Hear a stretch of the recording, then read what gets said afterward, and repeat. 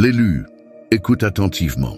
Ce que tu vas entendre va déchirer tout ce que tu croyais comprendre de ta vie. Il y a 9 jours, tu as fait quelque chose qui a duré exactement 7 secondes.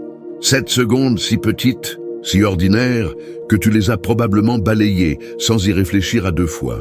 Tu ne te souviens probablement même pas du moment exact. Mais dans des royaumes, au-delà de ce monde, où le temps ne s'écoule pas comme ici, où chaque choix humain est vu, mesuré et enregistré, quelque chose s'est produit qui n'était pas arrivé depuis 2000 ans. Dieu a crié. Il n'a pas murmuré en signe d'approbation. Il n'a pas été doucement ému. Il ne s'est pas contenté de sourire depuis son trône. Il a crié. Un cri si choquant, si violemment inattendu, si rare dans l'ordre céleste que même les anges se sont figés. Des anges qui ont vu des galaxies s'allumer, qui ont vu des civilisations naître et s'effondrer, sont restés immobiles, parce qu'eux-mêmes n'avaient jamais imaginé que ce moment arriverait. Et tandis que tu entends cela maintenant, ton esprit résiste probablement. Tu te dis que ça doit être destiné à quelqu'un d'autre, quelqu'un de courageux, quelqu'un de célébré, quelqu'un qui a sauvé des vies ou accompli de grands actes qui ont fait la une des journaux. Mais cette croyance est sur le point d'être brisée avec la même force que ce cri a déchiré chaque dimension spirituelle. Parce que ce message t'a trouvé pour une raison. Et ce qui vient de s'éveiller se dirige déjà vers toi. Ce n'était pas un acte héroïque qui a ébranlé le ciel. C'était ta gentillesse spontanée, non planifiée. Le réflexe qui est monté en toi avant la pensée, avant la prudence, avant l'intérêt personnel. Tu n'as pas pris le temps de peser les conséquences ou d'évaluer la valeur. Et c'est plus rare que n'importe quel sacrifice public. Ce que tu as considéré comme insignifiant portait une pureté que la plupart des gens ne touchent jamais. Une puissance si silencieuse qu'elle se cache même à celui qui la porte. Reste attaché à cette vérité, car ce qui s'est passé en ces 7 secondes n'était pas aléatoire. Cela a révélé quelque chose sur qui tu es vraiment. Pourquoi le ciel n'a pas simplement observé, mais a réagi? Pourquoi même les anges et témoins anciens de merveilles au-delà de la mémoire humaine se sont tus quand ils ont vu la pure honnêteté de ce qui a traversé ton être? Il y a une différence que peu affrontent. La bonté calculée passe par l'esprit. Elle pèse, planifie, protège le moi. Elle est réelle et elle est honorée. Mais elle est filtrée. La bonté spontanée passe par l'identité.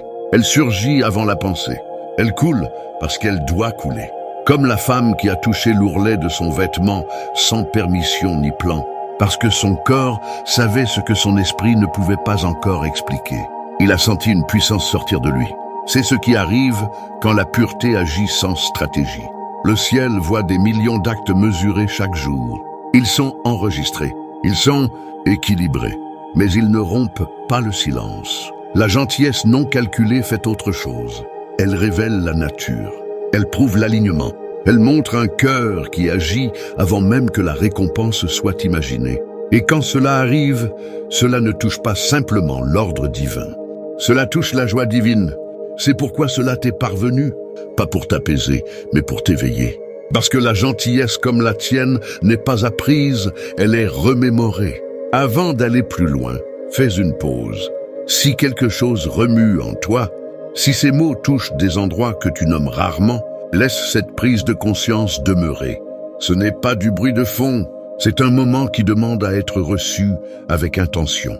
Ce qui t'atteint maintenant est destiné à éveiller la reconnaissance, pas la réaction. Tu n'es pas ici par hasard. Tu es ici parce que quelque chose en toi répond déjà. Ce n'est pas juste du contenu.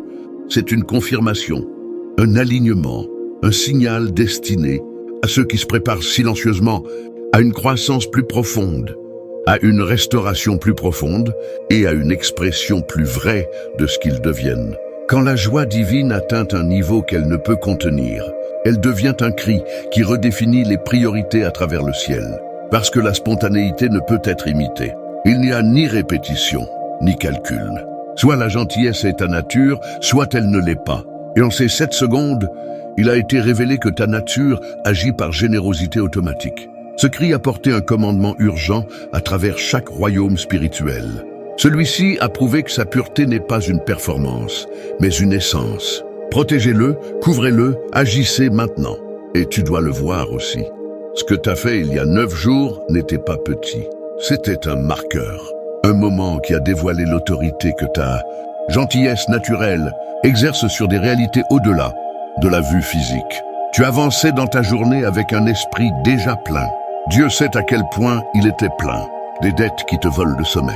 Une solitude que tu caches parce que tout le monde te suppose fort. Le poids silencieux d'un monde qui exige toujours plus tout en offrant moins. Tu portais tout cela quand quelque chose a croisé ton chemin. Ce n'était pas dramatique.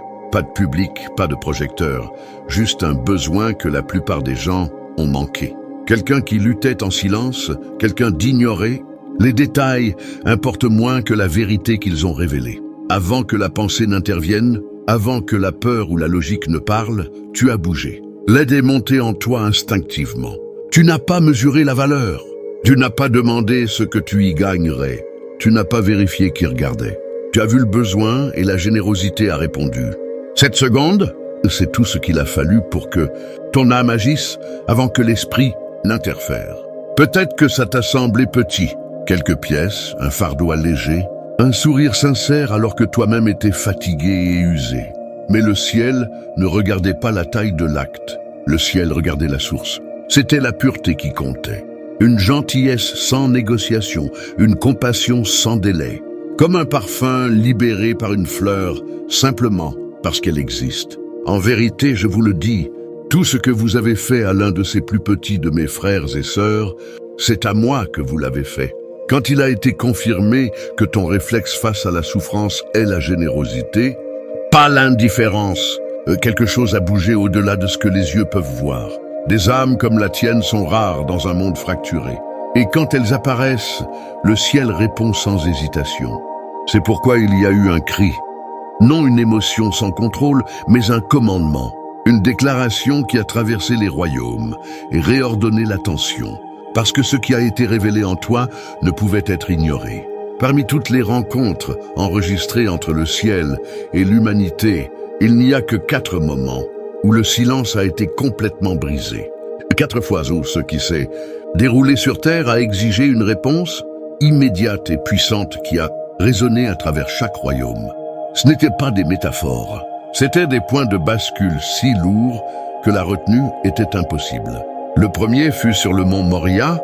Abraham leva le couteau, abandonnant ce qu'il aimait le plus. L'obéissance atteignit son extrême et le ciel intervint. Une voix comme le tonnerre arrêta. Sa main et scella une alliance qui survivrait aux générations. La vie fut préservée, le destin fut redirigé. Le second vint au Sinaï. La loi ne fut pas murmurée dans l'histoire. Elle descendit avec puissance. La montagne trembla, le peuple trembla.